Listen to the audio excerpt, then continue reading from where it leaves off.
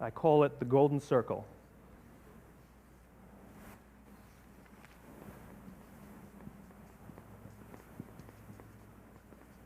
Why, how, what?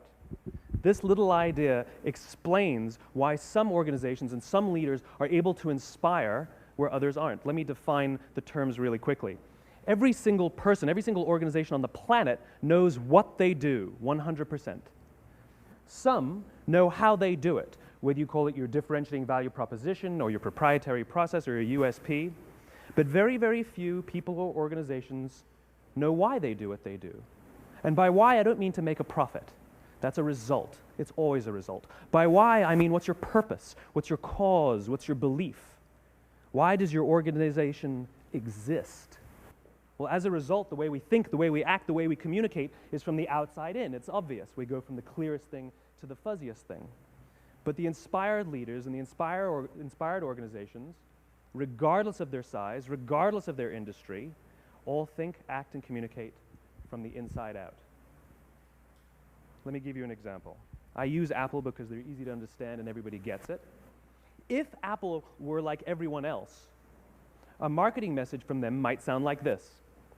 We make great computers. They're beautifully designed, simple to use, and user-friendly. Want to buy one? Meh.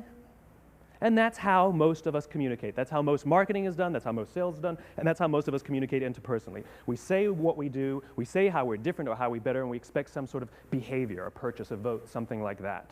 Here's our new law firm. We have the best lawyers with the biggest clients. We have, we always perform for our clients, do business with us. Here's our new car. It gets great gas mileage. It has, leather seats. Buy our car. But it's uninspiring.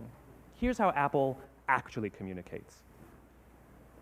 Everything we do, we believe in challenging the status quo. We believe in thinking differently.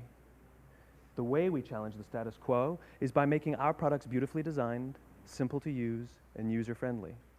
We just happen to make great computers. Want to buy one? Totally different, right? You ready to buy a computer from me? All I did was reverse the order of the information. People don't buy what you do, people buy why you do it. People don't buy what you do, they buy why you do it.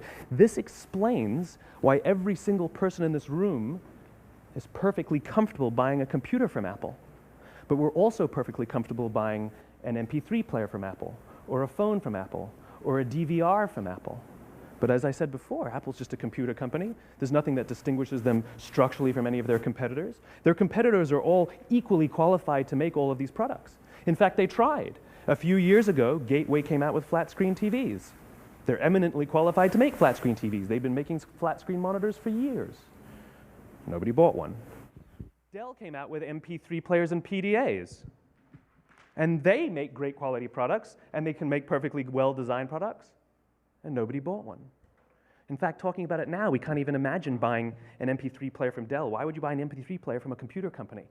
But we do it every day. People don't buy what you do, they buy why you do it. The goal is not to do business with everybody who needs what you have. The goal is to do business with people who believe what you believe. Here's the best part. None of what I'm telling you is my opinion. It's all grounded in the tenets of biology. Not psychology, biology. If you look at a cross-section of the human brain looking from the top down, what you see is the human brain is actually broken into three major components that correlate perfectly with the golden circle. Our newest brain, our Homo sapien brain, our neocortex, corresponds with the what level. The neocortex is responsible for all of our rational and analytical thought and language. The middle two sections make up our limbic brains. And our limbic brains are responsible for all of our feelings, like trust and loyalty. It's also responsible for all human behavior, all decision-making, and it has no capacity for language.